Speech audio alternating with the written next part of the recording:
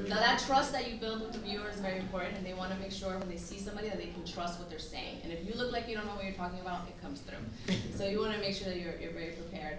And one thing that we do is we never go on the air to be surprised. We don't want to be surprised. So we go to the producer, send me the intro, send me the questions that they're going to ask.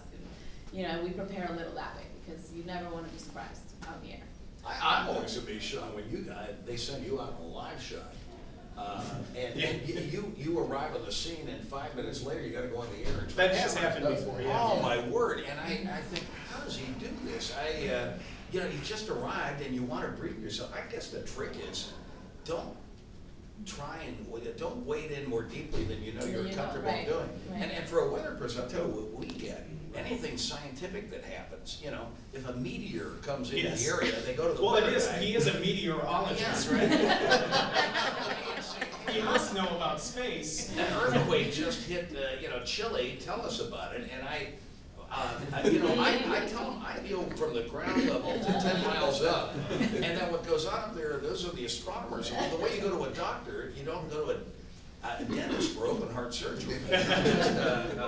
But you're right. We're in a world today which is a sea of information, and you acquaint yourself with what's going on. And I think don't try to pass yourself off as being an expert beyond the level of expertise you have, because the viewer will understand that you're pulling their leg or trying to pull something on them. I found that to be true. A couple of years ago, Chicago hosted the NATO conference, the summit here. At McCormick Place, there was a number of thousands of protesters from outside of Chicago here. It was a national story. You had all of the big networks here covering the NATO summit. It was the first time that the U.S. had ever hosted the NATO summit outside of Washington, D.C. So it was a big, big deal, not only for the local stations, but also for the president, who was showcasing his hometown, and for our brand new mayor, Rob Emanuel.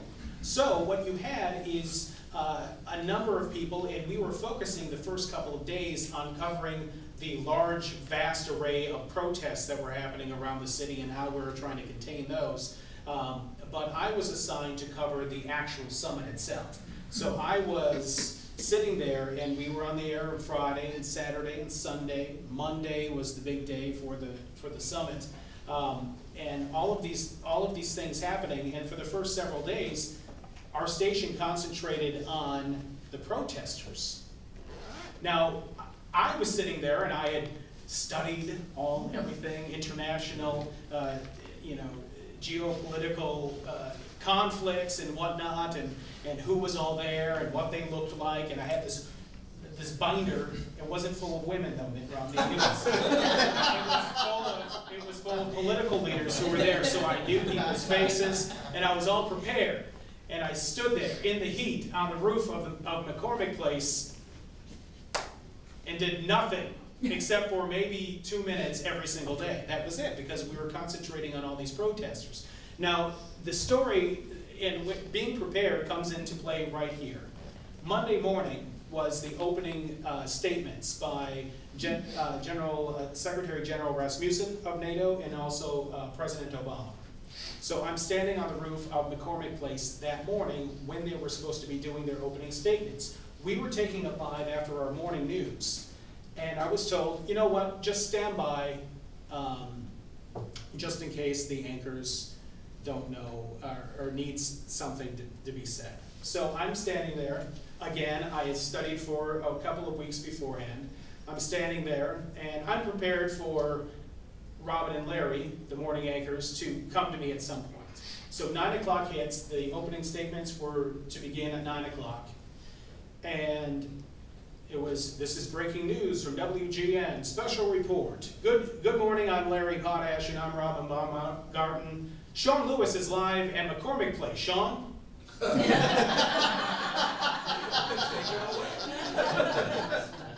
Yeah. Well, I was expected then to fill until the President of the United States walked his happy butt around the place, glad-handing every world leader until he started to say good morning. That happened at 9:22. So thankfully, and we don't have a lot of this anymore, we used to, but we don't anymore because of the digital age and digital broadcast. I had a monitor, and that was a lifesaver. We had a TV monitor in front of me where I could see what we were putting on the air. We don't have that anymore when we're doing a normal live shot, and we can barely hear sometimes what the anchors are saying. So if you ever watch on the air and the reporter's shoving his or her finger into the ear, and they're like, what did you just say? I can't hear half. I listen for my name, and then I listen for silence, and then I start usually. So I'm like, do not ask me a question. So thankfully we had that, we had a good connection, I could hear everything that was going on, and I had that monitor in front of me. And we were taking the shots from inside McCormick Place at that time. And that's when all of this preparation started to flow out of my mouth. And I was able to talk about, you know, there's Hillary Clinton shaking hands with Angela Merkel from Germany, yada yada. I was talking about all the different relationships, and I would say, you know, I've been here for several days now, and then the anchors would show me a question, and I'd answer as much as I could. They actually asked me a question at one point. I'd never be afraid of saying this on the air. You know, I don't know. That's an interesting question, and then I would kind of do what politicians do, is pivot onto something that I didn't know about and knew more about. So you find yourself doing that, but the entire time inside I'm going, holy, what's going on? And if you watch it afterwards, it didn't look like I was panicking, but that all has to do with practice. So if you are not on the air, but are called upon to be an expert, and you have to do what we call a talkback, which is looking directly into a camera. You don't have a reporter sitting there where you can look at them off camera, but you are sitting there looking into the camera yourself with one of those earpieces in. My advice to you, like you've heard from everyone here, think of that camera as one of your friends. And answer as honestly as you can, and try to be yourself, and don't look away from the camera. If you start looking off over here, they're like, what are you doing? The viewer at home doesn't know that you're looking at some scuffle over here or something like that. So just try to be yourself, and I think that's... And you raise another good point, the research you do. If you are educated, if you've taken the time to research the subject, then when you're really, I think when you're in trouble is when you're put into turf that you haven't researched and you don't know anything about it.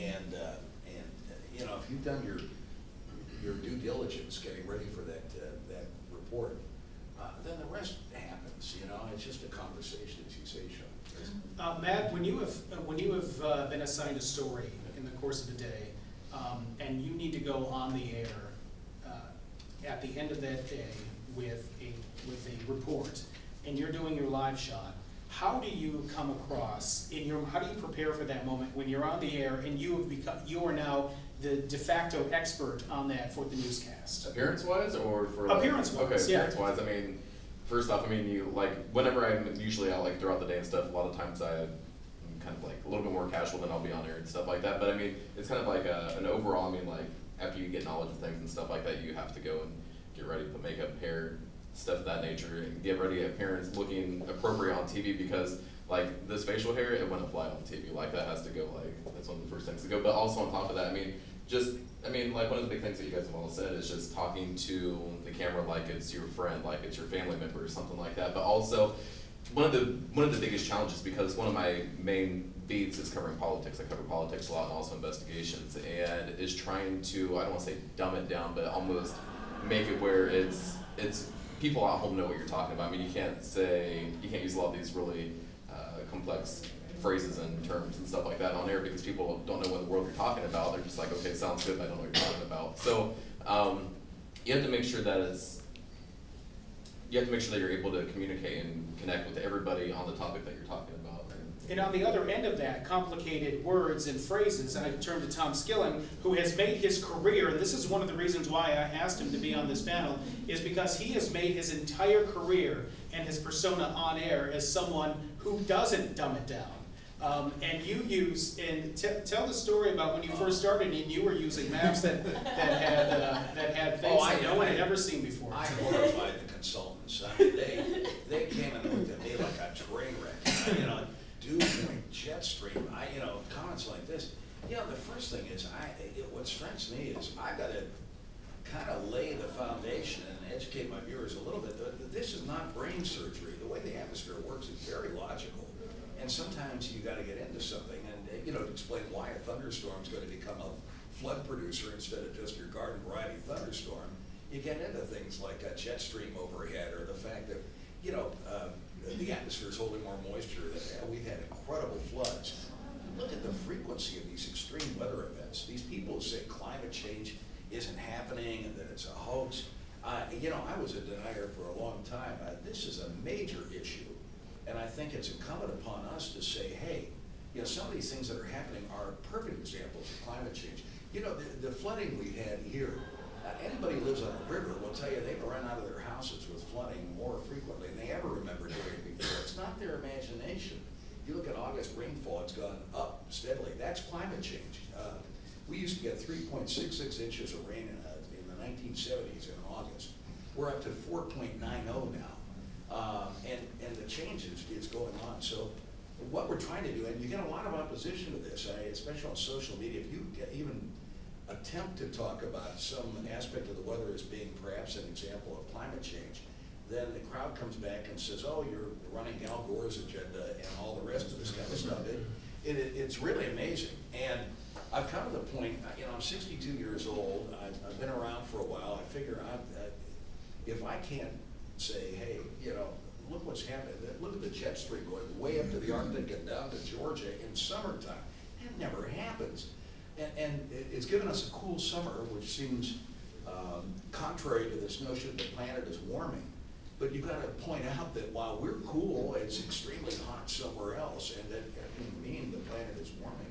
So there are a lot of issues I'm getting to think. But you know what? It's okay, Tom. We're happily following along on this. Well, the one thing don't be afraid of using jargon that applies to a particular.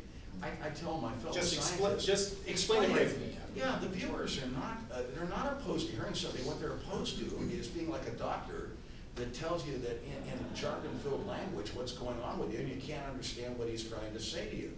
You've got to cut through this and realize that part of your function is to give some background and explain the terminology that's being used, and then go for it if it's necessary to tell the story. Have you found yourself in your career fighting? Because you get how many minutes for your main weather show at 9:30? I get a lot of time. You get I'm very 5 minutes, 6 minutes? My colleagues look at me. So, well, tell me this, how did you in your career come to that point where you were able to not only get that much time, but also have, you have battled consultants and managers throughout your entire career. How did you get to that point where you were able to come through and be your authentic self on the air? You know what, it just... Without falling prey to what you were being told to do. What I would say to my younger colleagues is just hang in there.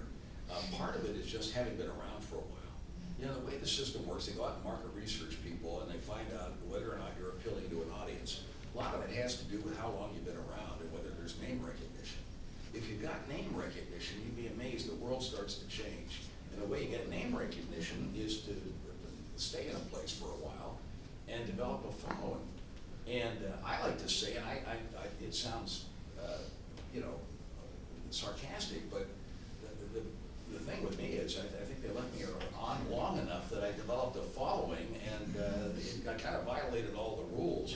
I remember I had a program director who said proudly to me when I came into the 1970s up in Madison, we have never had an isobar on our weather map and we're never going to. And I looked at him and I thought, well, you're proud of that? I mean, I'm not going to tell you an isobar on a weather map is the be-all and end-all, but for people who know what to make of an isobar, it means something and it doesn't offend the other part of your viewership. So why not put it on there? Don't be afraid of covering issues that seem complex, but arm your viewers with, or your listeners with some background information so they can make sense of it. People are not dumb. We used to treat our audiences like they're dumb. And in this day and age where we're narrowcasting more and more than we used to, you didn't have the internet. You didn't have cable channels. Today we have a plethora of media outlets, and we're able to do things we couldn't do at one time before, and we're not worrying about offending a certain segment of the audience because chances are they're going to an outlet that meets their needs and, you know, and goes as far as they want to go in describing a subject.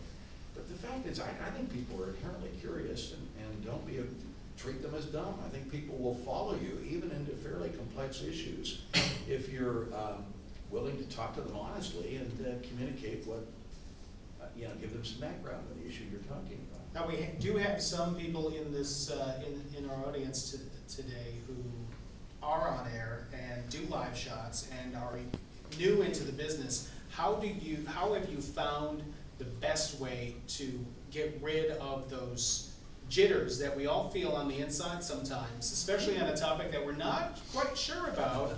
How do you get rid of those so they don't show on the outside? And that is probably the biggest point, because if you feel like you're about to throw up, if it doesn't look like it, no problem. How have you found to go about that? Well, Zach or Maria, how about that? Zach. Well, I think it all goes back to just practice. I think it's really repetition, and you know, whoever you talk to, whether it be a consultant or an ND, a news director, they'll tell you there's a lot of, one of the elements to being a reporter, there's 3 pillars: journalism, story writing, and the last one is performance. And part of that is obviously the facade which you have here, like you're talking about, you know, showing what's on the inside. But it's just practice. It's really, really practice and repetition. And the more you do it, the more comfortable you become, and then those jitters will eventually go away. It's literally just like having a conversation. And I think some of the best advice, excuse me, I'm losing my voice.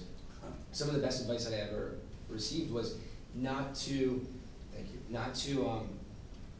for reporters anyway, verbatim. Like, do not write your script out word for word. And I know at the beginning, that's the one thing you're gonna wanna do. You're gonna wanna like take that script and not let go of it. And I can remember when we were transitioning from scripts from paper to iPads or iPhones in the field. And I was so apprehensive about that, because I was like, oh man, what if the script goes away? Or what if I lose my talking points? But again, I think it just goes back to practicing and repetition, and don't be afraid to go off script. Don't be afraid to, you know, say or it's conversational.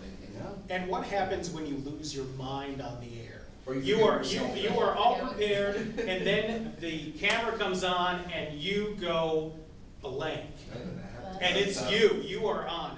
I mean, you've been in positions before, and I'm sure we all have, where all of a sudden something, even if you're not having a brain fart, you're having technical difficulties. How do you go about that? Are you honest with the audience? You say, look folks, we have a really crappy camera going there. My microphone just fell in the water 2 seconds before you came to me. What do you do in those circumstances when it's all going wrong and you still have to perform? But you know, that's again going back to the point of preparation, is you always internalize your information. You have it up here, and you know, if you need a second before you start telling it, because you're like, oh, what was I supposed to say? I usually say to my anchor, well, good morning, we are standing here, and that gives you like a minute to sort of buy the time for the information to come back to your mind. But never rely on technology. That's like big. Don't rely on technology. Prompters go out all the time, and if you don't know your script, if you don't have it up here and that goes out, the worst thing ever is do this. And because the viewer knows that. I've seen people do it. I'm like, oh, the prompter must have gone out. You know? And so for me, and I didn't rely on prompter for a long time, and I would say if you're starting out, don't use it in the beginning. Don't get comfortable with just speaking from here and from here, and not from what's in front of you. Because you will get so used to it that if it goes out, you're done. So I never used it for like the first 5 years of my career. I would never use a prompter, not even in the studio, when I was doing live shots. Do you have a prompter in the field too? No. Okay. No, not in the field. Now, Tom, when you are in the middle of a weather show, or your computer crashes, which it does frequently just before a show, and you run, literally, when I've been anchoring before, you have run into the studio, like at full throttle, while we are, what we have a camera shot up. How do you go about putting that away and going back to what you actually need to do? Again, it's all preparation. I've lost a graphics system. I remember one year there was some bug. It was a leap year, and when we went from the leap year day to the next month, whatever happened, it erased the computer that we were hooked up to that gave us a satellite, it erased the whole show that I'd spent graphically. So all my graphics went out and they were gone. So I just sat there and talked. They had to watch this face for 3 minutes, and that's all you can do. But at that point, the preparation, and you feel like the world's gone, and you look at a tape of it later and you think, my God, that came out better than I thought it would, because it feels like an absolute train wreck at the time it's happening. But I think it's the degree of preparation you've had. And I think under pressure too, I always have found that when you're live, I always tend to do better when I'm live versus rehearsing it, because you have one chance, and whatever it is that comes out, and you know that it's just going to be conversation. You just keep going. Yeah, you just keep going. Yeah, and I found that too when we record stuff, and we'll take questions in just a second. When we record stuff, my brain will just forget stuff. Stand-ups. I'll be like, all right, well, if we could do another take of this, whatever, we'll do it again. But if we're live, you just keep on plowing through. You may go around the track, and you may feel like you're running a race for a second, but you just circle back around to your actual points, and you just keep on talking. And eventually, you get very good at doing that if you have those types of moments. Something I do as well when I'm out in the field, especially, and there's a lot of stuff going on around me, and stuff is breaking, and you're getting information like a mile a second. That minute before I go on the ice, I tell people, don't talk to me. Don't tell me anything else. This is what I know. Don't talk to me. Just find your center. And you might be a little nervous, but you calm down, you take a breath, and then you go over like your main talking points. And don't call me, don't talk to me. I just have to be here.